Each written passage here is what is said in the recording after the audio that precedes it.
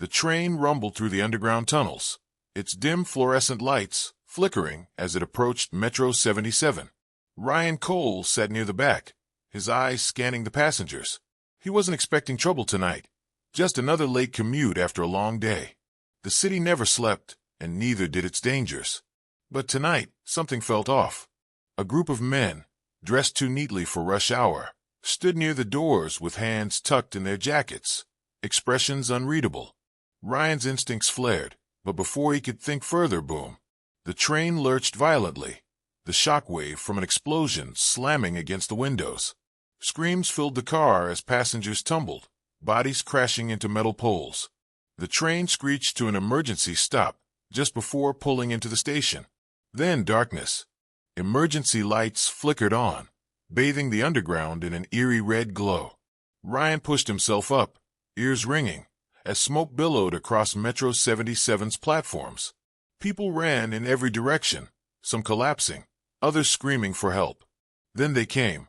Armed men, tactical gear, rifles raised, moving with chilling precision. They spread across the platform, sealing exits and cutting off every escape route. A cold, calculated voice crackled over the speakers. Metro 77 is now under our control. Do exactly as you're told, and you might live through this. Ryan stayed low. This wasn't a robbery or random act, it was a siege. Panic erupted in his train car. Some passengers tried prying open the locked doors. Others pounded on the windows for help. Ryan's focus remained fixed on the men outside, their movements, their weapons, the systematic way they secured the station. A tall man in black stepped forward and addressed the terrified crowd. "You have 2 hours to bring us the man we're looking for," he declared, "or we start executing hostages." Ryan clenched his jaw. He didn't know who they were after, but one thing was clear. Metro 77 had become a battlefield. Amid the chaos, a single mother sobbing while clutching her child, an older man gasping for breath. Ryan knew the pattern. Establish dominance, then escalate. He scanned for an advantage. With no weapons or backup, only his training. He needed to disappear before they checked the train cars. His eyes caught an old maintenance hatch, half hidden behind an overturned trash bin. If he could reach it. Gunfire erupted. A hostage tried to run. A shot rang out, and the man collapsed mid-stride, blood pooling on the tiles.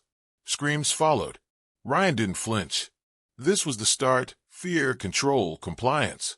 While the terrorists focused on the crowd, Ryan moved quickly, low and silent. He slipped through the maintenance hatch just as the train doors were forced open.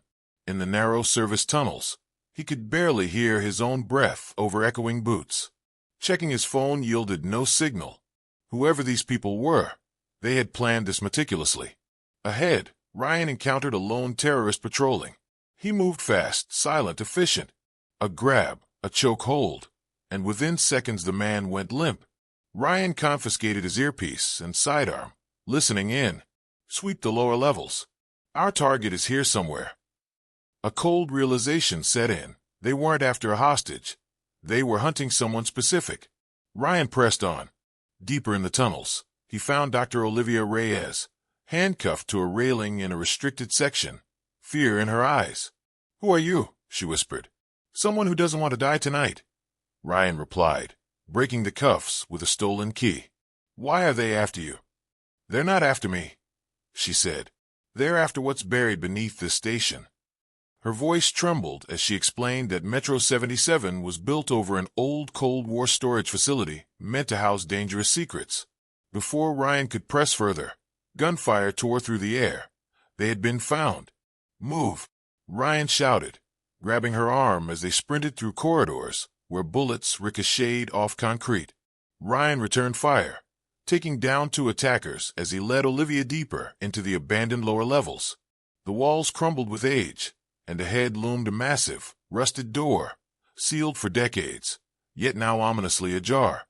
Inside, Cade Mercer stood with a smirk, his hands on a sleek black case. "You're too late," he said. "This little box changes the world." "Drop it," Ryan ordered, raising his gun. Cade laughed. "Do you know what this is? It's not ransom or mere terrorism. It's a reset button, and I plan to use it." Ryan lunged. The ensuing fight was brutal, fists, elbows, and the sickening crack of breaking bones.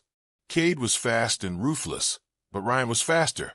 A crushing blow sent Cade stumbling back, blood dripping from his lip as he sneered. "Doesn't matter. You're still too late." A countdown began on a nearby terminal. Ryan's heart pounded. The bomb. He grabbed Olivia and shoved her toward the console. "Stop it." She frantically worked the system. 60 seconds. Ryan dodged a knife swing from Cade, countering with a strike that ended him.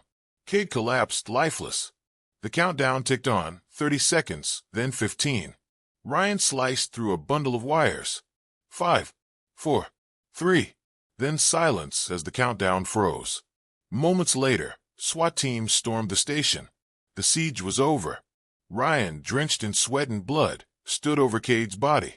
He had saved the station, yet as he turned to leave, a man in a dark suit on the upper platform silently watched him. No reaction, just an unnerving gaze. A chill ran down Ryan's spine as he stepped away from the carnage. In that charged moment, memories of past battles flooded his mind. The quiet determination, the close calls, the price of every decision made in the heat of action. He wondered if the dark-suited observer was friend or foe, a hint that the night's terror was only a fragment of a larger, sinister puzzle. The echoes of panic, the metallic tang of blood, and the relentless red glow of emergency lights merged into a haunting symphony of survival and betrayal. In the aftermath, as officers secured the area and the injured were rushed to safety, Ryan's eyes met Olivia's. They shared a silent vow, a promise that they would dig deeper into this conspiracy. The very foundations of Metro 77 now held secrets that went far beyond a simple hostage crisis. Every crevice of the station, every shadowed corridor, whispered of hidden agendas and dangers yet unseen. Ryan's resolve hardened. This was not just about stopping an attack. It was about unmasking the darkness lurking beneath the surface of a city that prided itself on its endless hustle. As the sirens wailed and the chaos slowly ebbed, Ryan knew the fight was far from over. With Olivia by his side, he stepped into the uncertain night, ready to confront the mysteries that awaited. The stakes had been raised, and the true game had only just begun.